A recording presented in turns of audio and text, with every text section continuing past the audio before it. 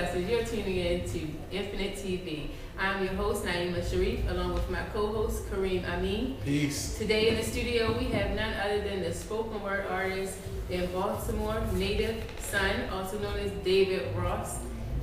Welcome to our studio. Thank you for having me. I appreciate it. So it's a pleasure to have you here. I've been seeing you around in Baltimore for years now. You're like a staple in the arts and culture scene here. So how did you actually get involved? When did you realize your talents in spoken word and poetry? It's crazy. Like, long story short, I've been writing forever, for as long as I can remember. And when I was younger, I started out doing poetry during church services. So I started out at the church I went to, and then people would see me in the congregation and invite me to other churches. So I started a career of doing that inside, the religious circuit. And from there, I went to 5 seasons. Yeah. We talking about the original 5? The original 5. On Charles Street? Yeah. Yeah. Good old days. It was actually 5? Yeah. Okay, yeah. Yeah. And I mean, that's when I was introduced to, the art scene in the secular world. And I met the members of the Fifth Element and started performing. And since then, it was a wrap. So. Okay, so can you tell us a little bit about the Fifth L, how you started those apart? Yeah, we started out as 5 members, 5 brothers from Baltimore. One of us was from DC. And originally, we were a whole group of poets. Like, it was a whole lot of us. I used to travel up and down 495 and go hit venues. They thought we were a group anyway. Okay. So we're dubbed the 495 crew. Okay, all right. And from there, people thought we were as a group. So the guy, Sir Raines, that was in the group, was like, you should be a group. Okay. Call it the Fifth Element. He chose me, Finny Dry Fish, Droopy, Broke Baller, and Complex. And we were a group, and we started doing plays and things like that from there. And 3 members fell off. In 2004, it was me, myself, and the Dry Fish carrying the Fifth Element. Okay, so Sir Raines is no longer. He started, but actually, I know he's still doing some stuff out there, but I don't know what he's doing these days. He got married and became a family man. So, but I talk to him every now and then still. Okay. Now I went to the Reginald Lewis Museum, and I saw that you and Femi, you were in the permanent collection. Yes. And so how did that come about? Honestly, all I can say is it's just a blessing how things come about. Somebody gave us a call and was like, yeah, we heard you guys do X, Y, and Z, in the city, for the city. And we would like for you to be a part of our collection. And us, and there was another sister named Tanya Matthews, also known as Jai Hipster. Okay, yeah, I heard of her. She was also selected to be a part of it. So. This is a poetry exhibit? Yeah, it's like an arts and culture exhibit. Yeah. Culture exhibit, something like that. Yeah. Okay. I mean, it's just great to be in the same room with Lucille Clifton's name. In there too. So. And permanently. Yeah. So, you're going to go down to Baltimore. As long as people are supporting the museum. Exactly. So. Reginald Lewis Museum in downtown. Yeah, downtown in the harbor, so go check that out. So, okay. Native Son, what else did we have to talk about with you? You have any, I think we were talking earlier, you had some new material or something that you're working on? Yeah, I am working on a new CD called In Late Bloom. Okay. It's very different from anything that myself and Dry Fish has done. We released 3 albums since 2004. This year we've ventured out to do solo projects. So he just released one called The Clown with No Circus, which is phenomenal. Wow. I was at the concert. Yeah. It was really awesome. So that put the pressure on me. So my son was okay. It's in the works. It's not quite ready yet, but it's a very musical feel. So something is that with Sundays? I know you got involved. No. Sundays is with myself and Genesis Gaines. Okay.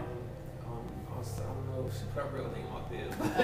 The Genesis Gaines, she's a great vocalist, singer, and guitarist. So we teamed up and did something called Sundays, and we had Chuck the Maddox helping us out with that.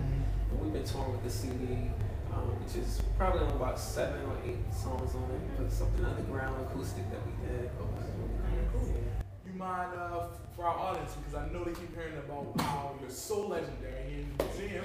I don't mean to put you on the spot, but you mind sharing a piece with us? I'll do this piece that a lot of people seem to like for me. It's called Learn to Love, based off the relationship with my parents. So,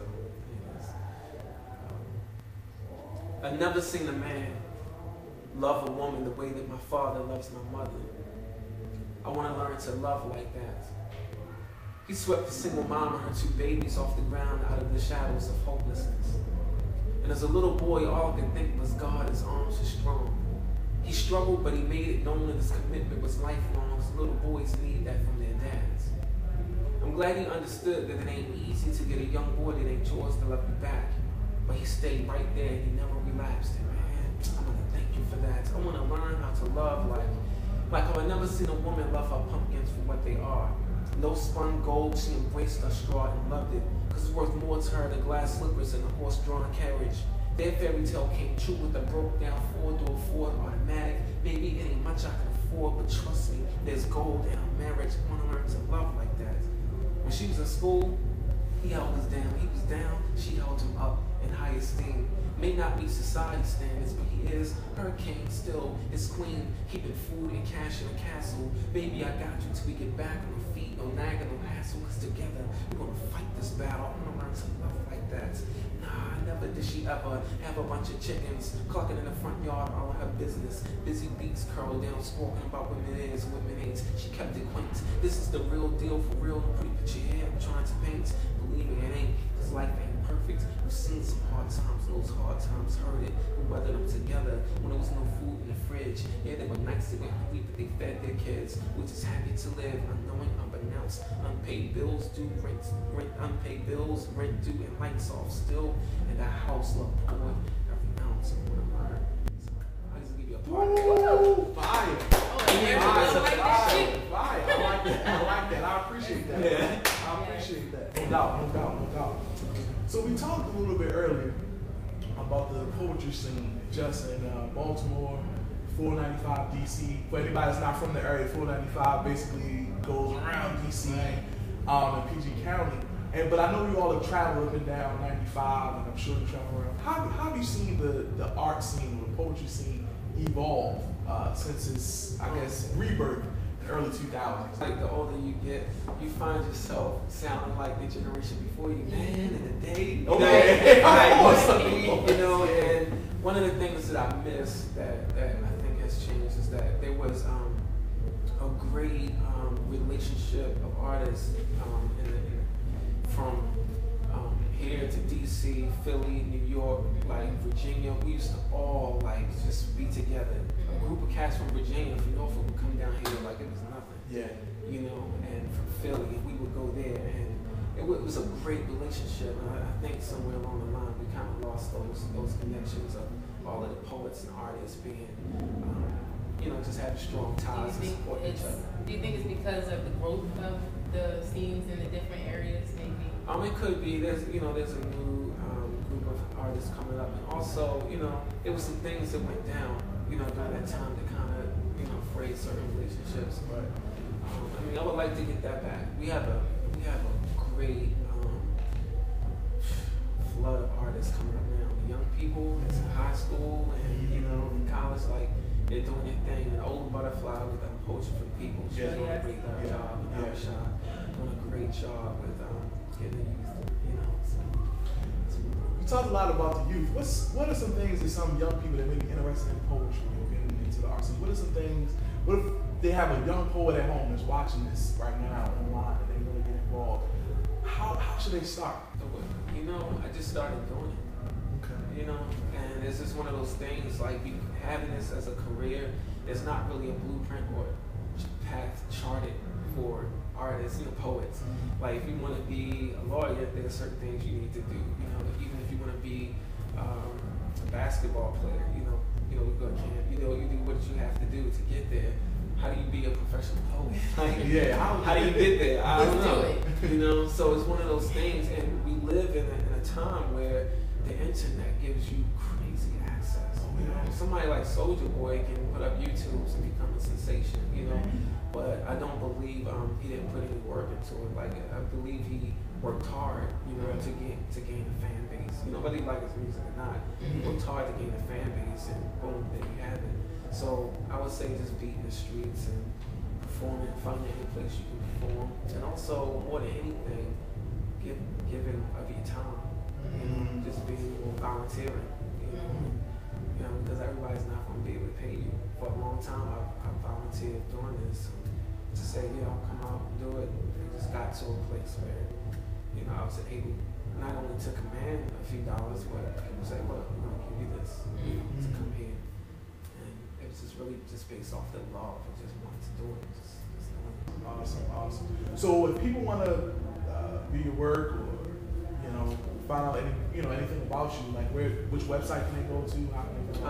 FifthL.com, www.5thL.com. That's the number 5. Got it. www.5thL.com. The number 5, THL.com. Also, you can catch him on YouTube and David Ross on Facebook. You can also catch him at the next Sunday, March yes. 27th. He will be our feature in the building. It's going to be great. So it's going to be definitely going to be great. So.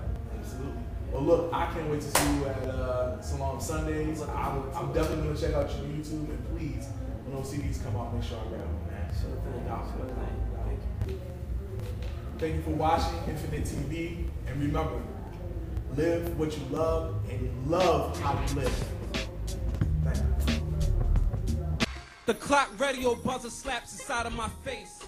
Before I can slap the top of its head, eyes still closed, swing my legs off the bed, holding on to the post. Who has time for sleep when pulling a minimum of 40 hours per week? Still need to tap on the part-times when my full-time supervisor's too cheap. You gotta text message me or email, communication derailed, no time for detail, barely can squeeze in a few moments to